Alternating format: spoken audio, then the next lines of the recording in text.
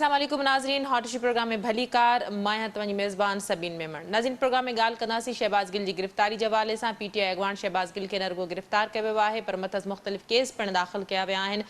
अॼु शहबाज़ गिल खे अदालत में पेश कयो वियो ऐं शहबाज़ गिल जो 2 ॾींहंनि जो रिमांड वरितो वियो। पुलिस जो मौक़िफ़ हो त शहबाज़ गिल खां फ़ोन ऐं उहो पेपर रिकवर करणो आहे जंहिंजी बुनियाद ते केस खे अॻिते वधाए सघिजे थो। जंहिंमां इहा ख़बर पई सघे त शहबाज़ गिल जेका तक़रीर या जेका स्टेटमेंट लिखियल पढ़ी आहे उन में उन जे पोयां कहिड़ा हथ या कहिड़ियूं ॻुझूं जेके आहिनि से ताक़तूं लिकल आहिनि। इन ते बि ॻाल्हाईंदासीं। इन खां अलावा ॻाल्हाईंदासीं मुल्क में बरसातनि जे सिलसिले जे हवाले सां। सिंध में चौमासी जी बरसातनि जो सिलसिलो हिकु भेरो ॿीहर शुरू थी चुको आहे। कराची समेत सिंध जे मुख़्तलिफ़ शहरनि में बरसातनि जो सिलसिलो जारी आहे। इन हवाले सां ॻाल्हाइण जे लाइ असांखे जिन महिमाननि जॉइन कयो आहे उन जो तारीफ़ कराईंदी हलां। नून लीग सां ताल्लुक़ रखंदड़ सीनियर सियासी अॻवान सिद्दीकुल फारूक साहब असां सां गॾु आहिनि। सिद्दीकुल फारूक साहब, वेलकम कहती हूँ, आपने प्रोग्राम में ज्वाइन किया। PTI जो मौक़िफ़ ॾियण जे लाइ लाल माली साहब असांखे जॉइन कयो आहे। माली साहब, तव्हांखे भली कार, तव्हां असांखे प्रोग्राम में जॉइन कयो। माली साहब, प्रोग्राम जी शुरूआत तव्हां खां कंदासीं। शहबाज़ गिल जी गिरफ़्तारी ते जेको PTI जो मौक़िफ़ अची रहियो आहे, इन मौक़िफ़ खे PTI कीअं जस्टिफाई कंदी? महिरबानी सभिनी, तव्हां पंहिंजे प्रोग्राम में मदद कयो आहे। ॾिसो, पाकिस्तान तहरीक इंसाफ़ जो हिकिड़ो तमामु वाज़ह मौक़िफ़ आहे ऐं ख़ासि तौर ते इमरान ख़ान साहब जो, जेको सम्झे थो पाकिस्तान जी फ़ौज पाकिस्तान लाइ इमरान ख़ान खां वधीक ज़रूरी आहे ऐं अहिड़े क़िस्म जो बयानु हुन पंहिंजी हुकूमत विञाइण खां पोइ बि अहिड़े क़िस्म जो बयानु ॾिनो त कंहिं बि सूरत में फ़ौज ते का बि तनक़ीद न कई वञे ऐं बर्दाश्त न कई वेंदी। शहबाज़ गिल जेको बयानु ॾिनो आहे, हुन जेका अॼु पंहिंजी वज़ाहत ॾिनी आहे, उन इन हवाले सां ॾिनो आहे त मुख़्तलिफ़ पुलिस ऑफिसर्स, मुख़्तलिफ़ ब्यूरोक्रेसी जा ऑफिसर्स जेके इन हवाले सां जेके आहिनि गैर क़ानूनी जेके अहकामात क़बूल कनि था पिया पंहिंजे हायफ़ जा, ख़ासि तौर ते राणा सनाउल्लाह जा, उहे उनखे न करणु घुरिजनि। उन्हनि जी ॻाल्हि उन कंटेक्स्ट में हुई, उनखे ग़लति वरितो वियो आहे। जेकॾहिं शहबाज़ गिल जो खणे जेको उन ते इल्ज़ाम आहे उनखे सही बि सम्झो वञे त पोइ छा नवाज़ शरीफ़ जेको फ़ौज जे ख़िलाफ़ ॻाल्हायो हुयो उहो जेको आहे क़ाबिले जुर्म नाहे, क़ाबिले सज़ा नाहे। मरियम नवाज़ साहिबा ॻाल्हाईंदी रही आहे। ख्वाजा आसिफ़ जेको ॻाल्हायो, speaker former national assembly Ayaz Sadiq ॻाल्हायो आहे। जावेद लतीफ़ रोज़ जेको आहे पाकिस्तान फ़ौज जे ख़िलाफ़ ॻाल्हि ॿोल कंदो रहे थो, ख्वाजा साद रफ़ीक कंदो रहे थो, आसिफ़ ज़रदारी जेको आहे उहो चढ़ा चबाईंदो रहियो आहे, सिर खां सिर वॼाईंदो रहियो आहे। त जेकॾहिं पाक फ़ौज या के इदारा इन ते सीरियस आहिनि बि त उन्हनि खे जेको आहे हिकिड़ो इनडिस्क्रिमिनेटरी व्यू वठणु घुरिजे ऐं सभिनी लाइ हिकिड़ो बराबरि जे बुनियाद ते इनिशिएट करणु घुरिजे।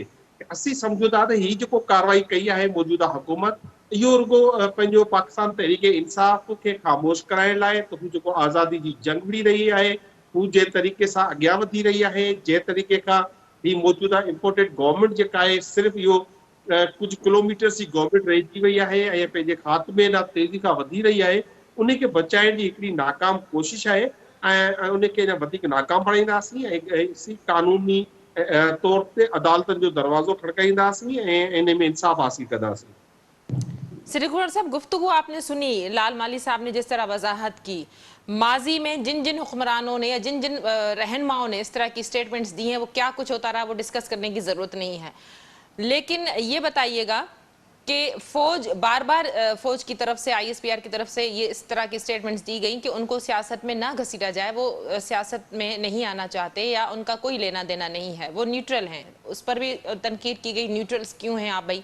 बिस्मिल्लाहिर्रहमानिर्रहीम। बहुत शुक्रिया सबीन मेमन बेटा। ये लाल माली जैसा मुनासिब आदमी भी अगर अपना क्या नाम है शहबाज गिल साहब के दिफा में आता है तो मुझे अफसोस होता है। आप यूं करें कि ये कोई उन्होंने किसी जंगल में बयान नहीं दिया कि किसी बंदे ने आके गवाही दी हो कि जी उन्होंने ये बयान दिया है। शहबाज गिल साहब का बयान ऑडियो रिकॉर्डिंग भी है, वीडियो रिकॉर्डिंग भी है, वो चला के देख लें कि इदारे के अंदर जो मोस्ट डिसिप्लिन इदारा है, हम सियासतदान आपस में इख्तिलाफ कर सकते हैं, झगड़ा कर सकते हैं, हम किसी की माने ना माने, اور بہت سے اداروں میں یہ معاملہ ہو سکتا ہے، لیکن جس کا ذمہ داری دفاع ہو اس کے اندر یہ کہنا کہ سپاہی سے بریگیڈیئر تک، بلکہ یہ سپاہی سے لانس نائک اور پھر جناب علی حوالدار اور پھر فلاں اور پھر کیپٹن اور میجر اور کرنل اور بریگیڈیئر، اور پھر وہ نہ مانے اوپر والوں کا حکم. تو یہ میں نے نہیں کہا، یہ لال ملی صاحب نے نہیں کہا، یہ جس نے کہا ہے اس کا بیان ایک مرتبہ خود آپ چلا دیں اور غیر جانبدار 10 لوگ بٹھا دیں کہ وہ پھر اس سے کیا نتیجہ اخذ کرتے ہیں، یا نیوٹرلز کے حوالے سے کہ نیوٹرل جانور ہوتا ہے اور فلاں ہوتا ہے فلاں ہوتا ہے. ہمارے بیان نواز شریف صاحب سمیت سب کے بیان چلائیں تو آپ اس نتیجے پہ انشاءاللہ پہنچیں گے کہ شہباز گل صاحب کا بیان فوج کے اندر بغاوت کروانے، ڈسپلن کو توڑنے، قیادت کے خلاف اٹھ کھڑے ہونے کی دعوت تھی، اور اس کی اجازت کسی صورت میں نہیں دی جا سکتی. اور یہ اس مقدمے کا مدعی جو ہے وہ مجسٹریٹ ہے، وہ ہم میں سے کوئی سیاسی آدمی یا سیاسی کارکن نہیں ہے. ابھی ان کا 2 دن کا ریمانڈ ہے، اس کے بعد یہ پہنچ جائیں، دیکھیں. یہ کہتے ہیں ہم کواشمنٹ کے لیے جائیں گے، جائیے کواشمنٹ کے لیے بھی جائیے، ذرا ان کا بیان جو ہے وہ چلے گا، وہاں عدالت میں بھی چلے گا، تو پھر خود فیصلہ ہو جائے گا. ٹھیک. مالی صاحب، پرویز الہی جی اسٹیٹمنٹ بھی یقیناً تव्हां ॿुधी हूंदी. हुन जो चवणु हो त हुनखे तमामु घणी कावड़ आई जॾहिं शहबाज़ गिल इंतरा जो बयानु ॾिनो. डिसऑन करणु घुरिजे PTI खे शहबाज़ गिल जी स्टेटमेंट खां. इन ते तव्हां छा चवंदो? अभी ॾिसो ध्यानु आहे, पर मुंहिंजो सवाल जो जवाबु कोन ॾिनो आहे साईं जिन. त जेके नवाज़ शरीफ़ खां वठी ऐं मरियम नवाज़ ऐं जेके PML जेके लीडर्स आहिनि उहे बयानात जेके जारी कंदा रहिया आहिनि, ऐं उहे अहिड़ा बयानात आहिनि जेके TV चैनल्स ते नथा ॾेई सघजनि, त उन्हनि जे ख़िलाफ़ कार्रवाई छो न थी. पाकिस्तान में जेको मीडिया जो तमामु हिकिड़ो नंढो सेक्शन आहे जो तहरीक इंसाफ़ खे जेको आहे ॾिए थो, कवरेज ॾिए थो. उन में हिकिड़ो न्यूज़ चैनल ARY बि आहे.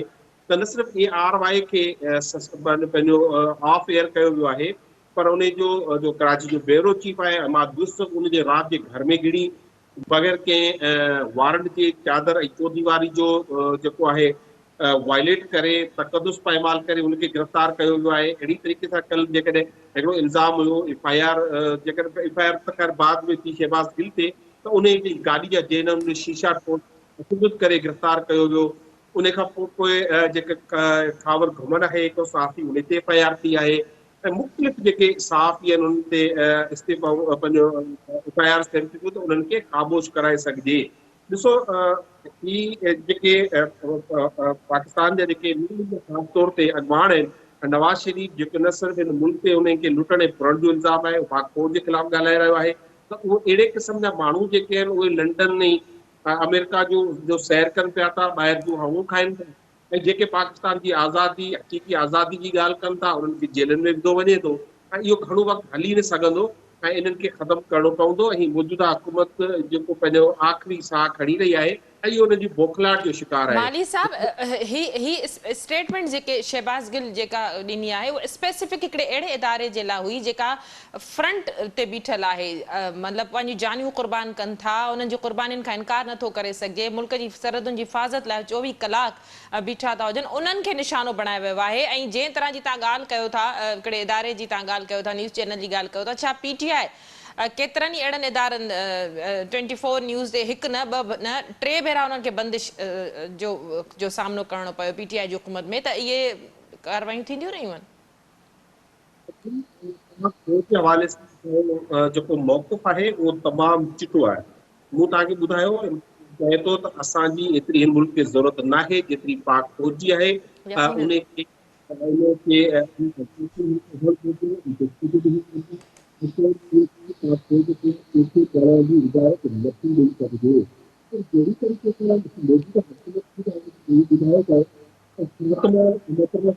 गुनाह खां घुटो अथई. जॾहिं जॾहिं पॉपुलर मूवमेंट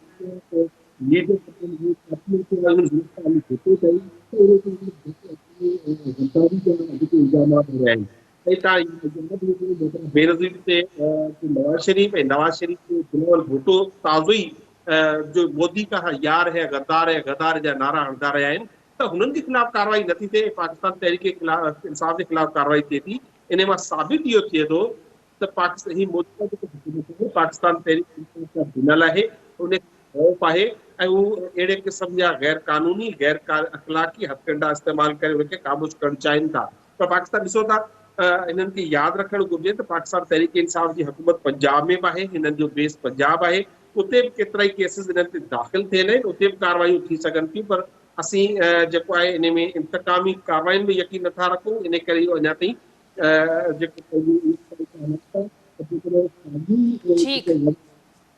इंसाफ़ रखी पर हुनखे भारी नुक़सानु थींदो।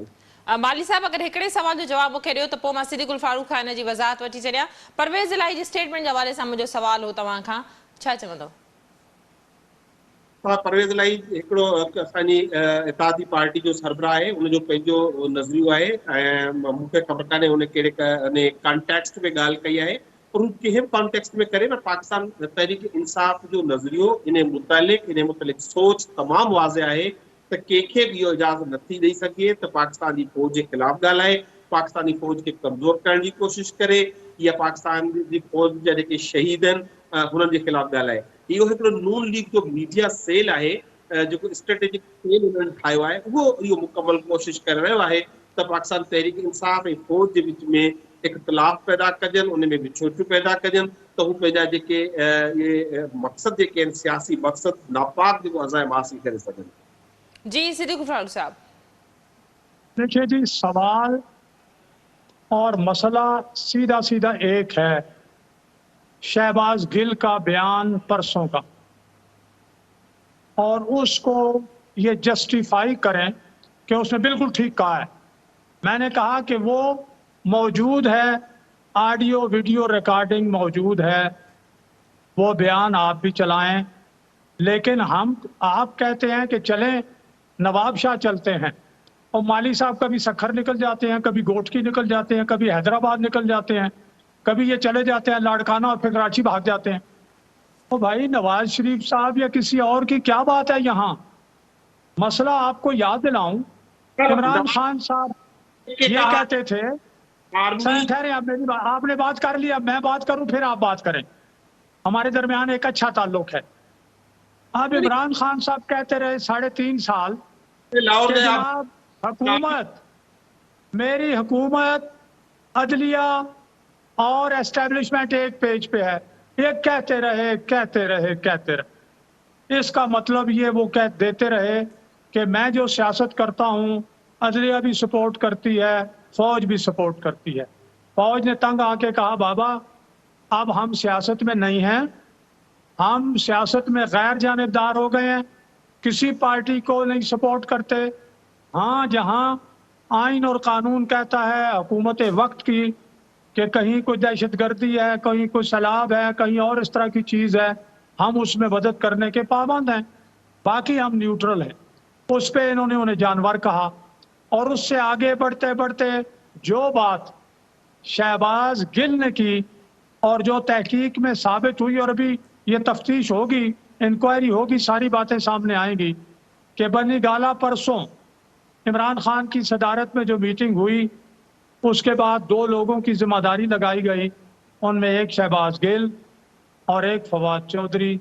और शहबाज गिल ने ARY के बंदे से मिल के वो बयान लिखा लिखाया पढ़ दिया, वही सारी बुनियाद है। अगर आप बात कर रहे हो कि पंजाब के जो वज़ीर आला है उन्होंने उसको कहा है कि बिल्कुल ये गलत है, इसी तरह से ARY के सदर सलमान साहब ने कहा है कि हमारा इससे कोई ताल्लुक नहीं है, तो सब इससे अलग हो रहे हैं, वो इसको दुरुस्त नहीं समझ रहे। अब इनमें से जो दुरुस्त समझता है अगर लाल मली साहब, तो वो उनकी बातें वो भी यहाँ कह दें, आज ये भी कह दें अपने मुंह से कि जनाब फलां रैंक जो है वो सब ये है और फलां रैंक, और किसी की बात हुक्म ऊपर वालों का ना माने, ये भी कह दें। मैं कहूँगा बिल्कुल ठीक है, ये लाल माली साहब जो हैं ये भी उसको सपोर्ट कर रहे हैं। तो जो सवाल है गंदुम, जवाब चना मत दे, सवाल का जवाब दे। صدیق بٹ صاحب، جو لال مالی صاحب نے کہا کہ ماضی میں اس طرح کے معاملات ہوتے رہے اور جو ہے ماضی میں جن رہنماؤں کو نواز شریف صاحب کا نام لیا، مریم نواز کی اس طرح سے اسٹیٹمنٹس آتی رہی ہیں، زرداری صاحب کی، تو ان پر ان کا کوشچن تھا کہ ان پر اس طرح کی کارروائی کیوں نہیں کی گئی؟ میں نے پھر عرض کیا کہ اگر ان میں سے کسی نے فوج کے اندر رینکس اینڈ فائلز کو یہ کہا ہو کہ اپنے سینئرز کا حکم مت مانو، پھر بغاوت بنتی ہے۔ بالکل کہا ہے۔ اگر انہوں نے تنقید کی ہو کہ سیاست نہ کرو، ایک بندے پر تنقید کی ہو، بطور ادارہ تنقید نہ کی ہو، یا زرداری صاحب نے کہہ دیا تھا کہ بھائی آپ 3 سال کے لیے آتے ہو، ہماری تو جب تک زندگی ہے ہم تو سیاست میں ہیں، 3 سال کے بعد آپ ریٹائر ہو جاؤ گے، یا نواز شریف صاحب نے کہا کہ بھائی آپ فلاں فلاں صاحب سیاست نہ کریں، اس کے بعد وہ تو آج بھی عمران خان نے خود کہا کہ فلاں جو تھے میں ان کو ISI سے نہیں چھوڑنا چاہ رہا تھا، وہ میری آنکھ اور میرے کان تھے، میری آنکھیں تھے، آنکھیں میری تھی، تو پھر یہ جب کہیں گے میں تو نہیں چھوڑنا چاہتا تھا، وہ مدد کرتے تھے، تو پھر اس میں ہمارا کیا کچھ نہیں رہا؟ تو اپنے منہ سے اپنے جرائم کا ارتکاب وہ مان رہے ہیں کہ میں نے یہ جرائم کیے۔ مالی صاحب، گفتگو تعمدیدانہ تھا، سمجھو تو جنہیں سیاست میں اڑن ادارن کے وچ میں آندو ویندو، اڑن ادارن تے تنقید کئی ویندی، جڏهं وہ نیوٹرل رہن چاہیں تھا تو نیوٹرلز جي ورڈ کي ڊيفائن ڪيو وڃي ٿو، جن طرح سان طنز ڪيو وڃي ٿو، ان طرح جا معاملا نه ٿيڻ گهرجن، اهو ٽرينڊ PTI جن طريقے سان کھڻي آئي، ان جو اهو نقصان ٿيڻو هيو؟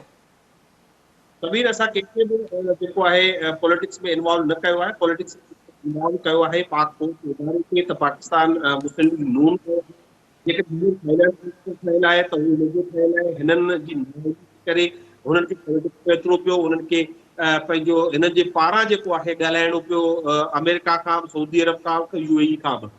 ॻالهه इहो न ॻाल्हि इहा आहे त हिननि तमामु घणो डिपेंड कयो फॉरेन फंडिंग केस ते, उन मां हवा निकिरी वई आहे, हिननि खे ख़बर हुई त हाणे उन मां कुझु नाहे निकिरणो, पोइ हिननि डिपेंड कयो तोशाखाना केस ते, त उन मां बि हिनखे ख़बर पइजी वई त उहो बि फज़ूल थी विया, उनजी सॼी जेका आहे जेको बयानियूं ठाहिण जी कोशिशि कई उहो नाकाम थी वियो। हाणे ही पंहिंजे मीडिया सेल जे थ्रू जंहिं नमूने पाकिस्तान जी सभ खां वॾी सियासी जमायत खे जंहिं नमूने टारगेट करणु चाहिनि था, उन में बि इनशाला हिननि खे नाकामी थींदी ऐं पाकिस्तान तहरीक इंसाफ़ इन मां सुरखुरु थींदी।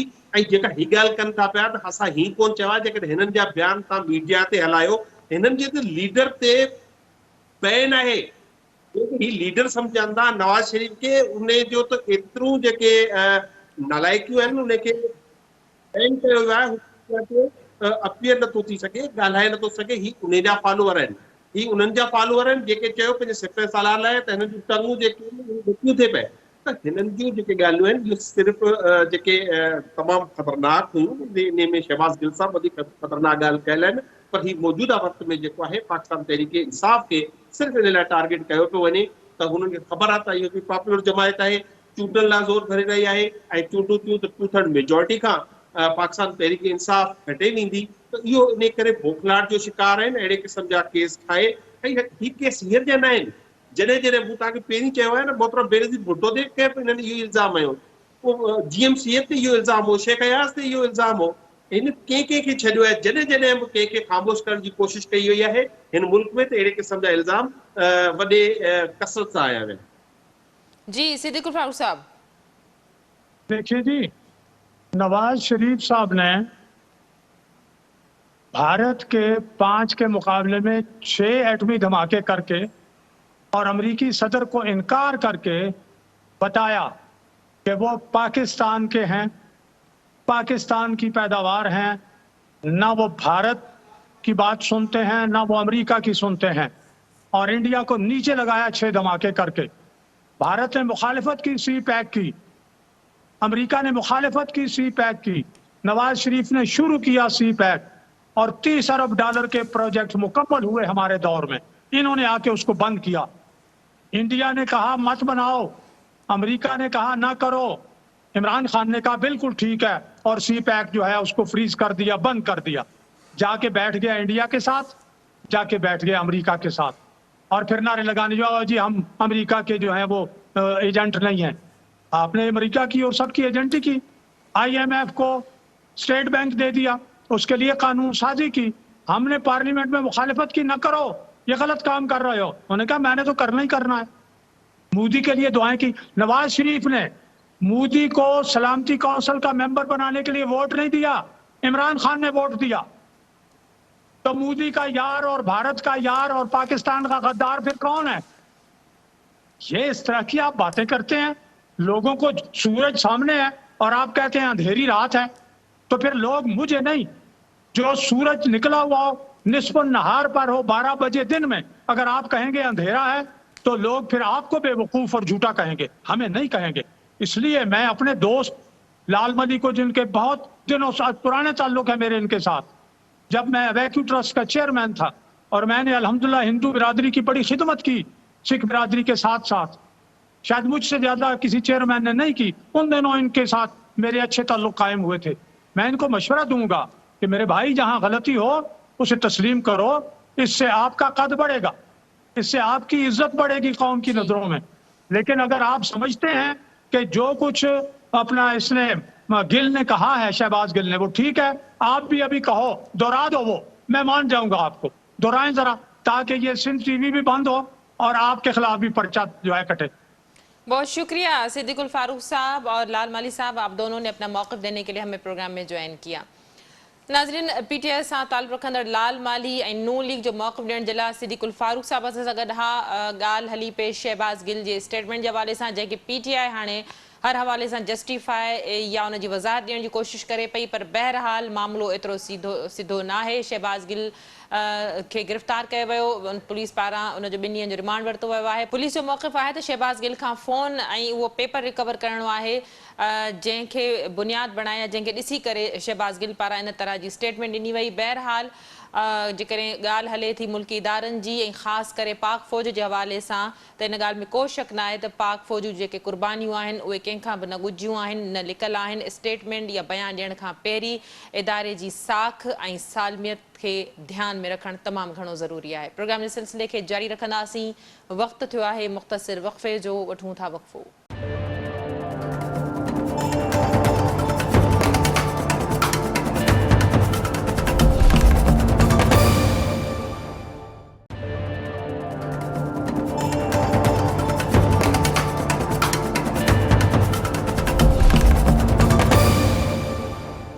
वेलकम बैक नाज़रीन, प्रोग्राम जे सिलसिले खे अॻिते वधाईंदासीं। ॻाल्हि कंदासीं चौमासे जी बरसातनि जे हवाले सां। कराची समेत सिंध जे मुख़्तलिफ़ शहरनि में चौमासे जी बरसातनि जो सिलसिलो हिकु भेरो ॿीहर शुरू थी चुको आहे। इन हवाले सां जेकर सिंध जी राजधानी कराची जे हवाले सां ॻाल्हि कजे त कराची जे मुख़्तलिफ़ इलाइक़नि डिफेंस, लांडी, कोरंगी, सदर, IH Chandigarh road, Lyari garden, line area समेत मुख़्तलिफ़ इलाइक़नि में चौमासे जी बरसातनि जो सिलसिलो वक़फ़े वक़फ़े सां जारी रहियो। किथे तेज़ त किथे घटि बरसाति पवंदी रही। मुख़्तलिफ़ इलाइक़नि में पाणी पिणु बीहजी वियो, माण्हुनि खे घर वञण में ॾुखियाइयूं पिणु पेश आयूं। ट्रैफ़िक जो निज़ाम पिणु दरम बरम थींदे नज़र आयो ऐं केतिरनि इलाइक़नि में ट्रैफ़िक जैम जूं शिकायतूं पिणु साम्हूं ईंदियूं रहियूं। इन ई हवाले सां ॻाल्हाइण जे लाइ असांखे जॉइन कयो आहे सिंध टीवी न्यूज़ जे रिपोर्टर बशीर संजराणी। बशीर भलीकार, तव्हां असांखे प्रोग्राम में जॉइन कयो। बशीर, छा सूरत हाल रही जेकॾहिं सिंध जी राजधानी कराची जे हवाले सां ॻाल्हि कजे त कराची में पिणु चौमासे जी बरसातनि जो सिलसिलो हिकु भेरो ॿीहर शुरू थियो। तमामु घणी तेज़ बरसाति पिणु कुझु इलाइक़नि में पई, छा सूरत हाल रही? जी सबिन, बिल्कुलु तव्हां सही कयो त तक़रीबन 1 महीने खां वधीक थी वियो आहे त चौमासे जी बरसाति जो सिलसिलो जेका आहे उहो जारी आहे। वक़्तनि ब वक़्तनि चौमासे जी बरसाति जो सिलसिलो हलंदो रहे थो। अॼु हिकु भेरो ॿीहर गुज़िरियल ॾींहुं जीअं ई मौसमियात पासे अलर्ट कयो हो त अॼु बरसाति पवंदी, तंहिंखां पोइ अॼु बरसाति जो सिलसिलो शुरू थी वियो आहे। तक़रीबन सुबुह जो 12 वॻे खां बरसाति जो सिलसिलो जेका आहे उहो जारी आहे। हिन वक़्तु बि केतिरनि इलाइक़नि में बरसाति कुझु इलाइक़नि में हल्की आहे त कुझु इलाइक़नि में वरी तेज़ बरसाति आहे। पर इन सां गॾु मां ॿुधाईंदो हलां त जिन इलाइक़नि में बरसाति पई आहे त उन्हनि इलाइक़नि में जेका हरियाली वारनि इलाइक़नि जी पाण ॻाल्हि कयूं त उते उन्हनि इलाइक़नि में पाणी बीहजी वियो आहे। कुझु इलाइक़नि में वाटर बोर्ड जी नाअहली बि पाण चई सघूं था त वाटर बोर्ड जी नाअहली जे करे उन्हनि इलाइक़नि में मोटर जेके आहिनि उहे हलनि कोन था। हाणे जंहिं जॻह ते पाण वेठा आहियूं ही मारीपुर वारो इलाइक़ो आहे। मारीपुर वारे इलाइक़े मुंहिंजे पुठियां जो पासो वाटर पंपिंग आहे, पर हिन वक़्तु इहो बंदि कयल आहे, जंहिंजे करे उहो पाणी निकाल नथो थी सघे। उहो पाणी जॾहिं बरसाति घणी तेज़ी ईंदी आहे त उहो घरनि में अंदरि दाख़िल थी वेंदो आहे। बरसाति रहमत चइबी आहे, पर हितां इलाइक़े वासियुनि जे लाइ उहा ज़हमत बणिजी वञे। बशीर ये ॿुधाए त कहिड़नि कहिड़नि इलाइक़नि में घणी बरसाति पई आहे, ख़ासि करे डिफेंस जहिड़ा पोश इलाइक़ा पिणु असांखे पाणी में ॿुॾंदे नज़र अचनि था। पाणी नेकाल जे हवाले सां छा सूरत हाल आहे? छो त असां ॾिठोसीं त PTI जा जेके अॻवान आहिनि उन्हनि पारां जेके वीडियोज़ हाणे खां ई रिकॉर्ड करे सोशल मीडिया ज़रिए रखियूं वयूं आहिनि, उन्हनि में उहे तनक़ीद कंदे त नज़र अचनि था, पर कारकर्दगी जेका आहे इंतज़ामी हवाले सां छा पिया ॾिसो? ॾिसो न, पाण जेकॾहिं PTI जो तव्हां सवाल कयो आहे त PTI पोइ जेका बरसाति पई उन में बि इहो साॻियो ई फोटो सेशन हुनजो हलंदो रहियो। हिन वक़्तु असां कहिड़े KMC तो DMC यानी सिंध हुकूमत जेका मशीनरी आहे उहा असांखे कुझु हंधनि ते नज़र अचे थी पई। जॾहिं बि हिकिड़ो कॉन्सेप्ट हूंदो आहे त बरसाति पवंदी आहे त पाणी ॿाहिरां निकिरंदो आहे, नेकाल थियण में हुनखे थोरो टाइम लॻंदो आहे, जंहिंजे करे बरसाति जो पाणी तव्हां ॾिसो डिफेंस क्लिफ्टन इहे इलाइक़ा पंहिंजो KMC या DMC या सिंध कॉलेज उन्हनि जे अंडर में नथा अचनि पिया। हुननि जी हिकिड़ी पंहिंजी मैनेजमेंट आहे, पर उन्हनि इलाइक़नि में हद खां वधीक जेका उहो पाणी पइजी वञे थो पियो। उते मशीनरी हुननि जी जेका आहे उहा इहे सम्झो त नाकारा बणिजी वञे थी पई, जंहिंजे करे सिंध हुकूमत खां उहे मशीनरी वग़ैरह वठनि था पिया। हिन वक़्तु बि अॼु जीअं ई बरसाति पई आहे, अञा एतिरी बरसाति न पई आहे जेतिरी पवणु खपंदी आहे या जेतिरी पवंदी, पर हिन वक़्तु बि PTI जा जेके कुझु MPAs वग़ैरह आहिनि सोशल मीडिया में बि उहे रोडनि ते अची विया आहिनि, पानी बहुत खड़ा हो गया हिननि इलाइक़नि में। बहरहाल कुझु इलाइक़नि में पाणी बीठी थो वञे, जीअं पाण यूनिवर्सिटी रोड जी ॻाल्हि कयूं त उते पाणी बीठी थो वञे, गुलबाई जी ॻाल्हि कयूं त उते पाणी बीठी थो वञे। उन सां गॾोगॾु ॿिया केतिरा इलाइक़ा आहिनि, ॿियारी जा इलाइक़ा आहिनि, उहे हेठियां वारा इलाइक़ा आहिनि, जंहिंजे करे उन्हनि में जीअं ई बरसाति पवंदी आहे त उते पाणी पइजी वेंदो आहे, पर आहिस्ता सां मोटर ज़रिए उहो पाणी नेकाल थी वेंदो आहे। पर मुख़ालिफ़ धुर उन्हनि ते सियासत करे पई, जेको सियासत जो वक़्तु न आहे। हिन वक़्तु बि केतिरनि इलाइक़नि में असांजी टीम वियल आहे, सिंध TV नेटवर्क उन में असांजा जेतिरा रिपोर्टर्स आहिनि, असांजे सीनियर समेत उहे सभु फील्ड में आहियूं। केतिरनि ई इलाइक़नि में असां विया आहियूं, उन्हनि इलाइक़नि में पाणी कुझु नेकाल थी चुको आहे, कुझु नेकाल थिए पियो, कुझु हंधनि ते बिल्कुलु जीअं KMC आहे, वाटर बोर्ड जी सवेर ॻाल्हि कई उन्हनि जी न हली जे करे उहे मोटर नथा हलनि, जेकॾहिं उहे मोटर हली पवनि त उन्हनि इलाइक़नि मां बि पाणी जेको आहे उहो बिल्कुलु नेकाल थी सघे थो। बशीर, बरसाति जो इहो जेको चौमासी जी बरसातुनि जो सिलसिलो शुरू थियो आहे, इहो स्पेल 14 अगस्त ताईं जारी रही सघे थो। इन हवाले सां नालनि जी सफ़ाई जे हवाले सां छा सूरत हाल आहे? मुस्तक़िल इहो प्रोसेस रहियो आहे ऐं असां ॾिठोसीं त वॾे वज़ीर समेत मुख़्तलिफ़ वज़ीर फील्ड में मौजूदु त हुजनि था, पर किन किन हंधनि ते शिकायतूं पोइ बि थियनि थियूं। बरसातुनि में नालनि जी सफ़ाई जे हवाले सां हिन वक़्तु छा सूरत हाल आहे ऐं इंतज़ामिया खे केतिरो अलर्ट ॾिसो पिया तव्हां? जीअं ॾिसो न, तव्हां जीअं नालनि जी ॻाल्हि कई, नाला ॿिनि क़िस्मनि जा आहिनि। हिकिड़ा नाला उहे आहिनि जेके बरसाति सबबु हुननि जो वाकिरो तेज़ हुजे थो, ॿिया नाला जेके असांजा कब्ज़े हेठि अची विया आहिनि। केतिरनि ई इलाइक़नि में उहे नाला जेके आहिनि जंहिं हद ताईं उन्हनि जी ड्रेग हुजे, उहे नाला कब्ज़े हेठि अची वञण करे उहा बिल्कुलु ई उहे घटिजी करे नंढड़ा नंढड़ा नाला थी विया आहिनि, जंहिंजे करे बरसाति जो पाणी उहो घर में घिटियुनि में काहे पवे थो। पर कुझु इलाइक़ा आहिनि, हिन दफ़े सिंध हुकूमत हिकिड़ो कमु कयो आहे त नालनि जी सफ़ाई तुर्त कई वई आहे, छाकाणि त ही चौमासे जी बरसाति 1 महीने खां वधीक जो टाइम थियो आहे, उहा हलंदी रहे थी पई, जंहिंजे करे हिन खे कुझु टाइम बि मिलंदो रहे थो पियो, जंहिंजे करे सिंध हुकूमत उहे नाला जेके आहिनि उहे उतां साफ़ करे उन्हनि खे क्लियर जो पासो उहो कराए वञे थो पियो, जंहिंजे करे बरसाति जो जेको पाणी आहे उहो उन्हनि इलाइक़नि मां घणे भाङे निकिरी वञे थो पियो। वॾो वज़ीर पाण फील्ड में हूंदो आहे, सूबाई वज़ीर पाण फील्ड में हूंदा आहिनि, उन्हनि जी मशीनरी जेका आहे उहा पाण फील्ड में हूंदी आहे, DC जेके आहिनि मुख़्तलिफ़ ज़िलनि जा उहे फील्ड में हूंदा आहिनि, जंहिंजे करे बरसाति पवण जे कुझु ई कलाकनि खां पोइ पाणीअ ते कंट्रोल या पाणी नेकाल करण जे लाइ मशीनरीअ खे ज़रूरु उते आंदो वेंदो आहे। वॾी महिरबानी बशीर, तव्हां बरसाति जी सूरत हाल जे हवाले सां असांखे अपडेट कयो। नाज़रीन, बशीर संजराणी चौमासी जी बरसातुनि जो जेको नओं सिलसिलो शुरू थियो आहे सिंध जी राजधानी कराची जे हवाले सां हुनजो चवणु हो त मुख़्तलिफ़ जायुनि ते बरसाति जो पाणी बीठल त नज़र अचे थो, पर जीअं ई बरसाति बंदि थी आहे त कुझु हंधनि तां पाणी नेकाल करण जे हवाले सां इंतज़ामिया तारुक में अची चुकी आहे ऐं केतिरा ई अहिड़ा इलाइक़ा आहिनि जिते बरसाति जो पाणी हिन वक़्त ताईं नेकाल कयो वियो आहे। उन बावजूदि अपोज़िशन जी जेका सूरत हाल असांखे नज़र अचे थी, हमेशह वांगुरु अपोज़िशन जा जेके अॻवान आहिनि उहे इन सूरत हाल में फोटो सेशन कराईंदा रहनि था या वीडियोज़ भरे तनक़ीद कंदे नज़र अचनि था। वाज़ रहे त ही चौमासी जी बरसातुनि जो सिलसिलो शुरू थींदे 1 महीने खां वधीक वक़्तु गुज़री चुको आहे।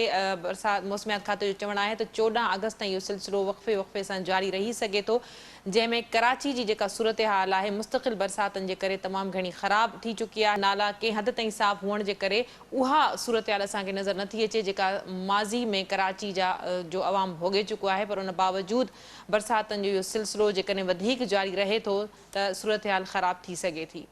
अॼोके प्रोग्राम में एतिरो ई। ईंदड़ प्रोग्राम ते ॾींदा इजाज़त। अल्लाह भाई।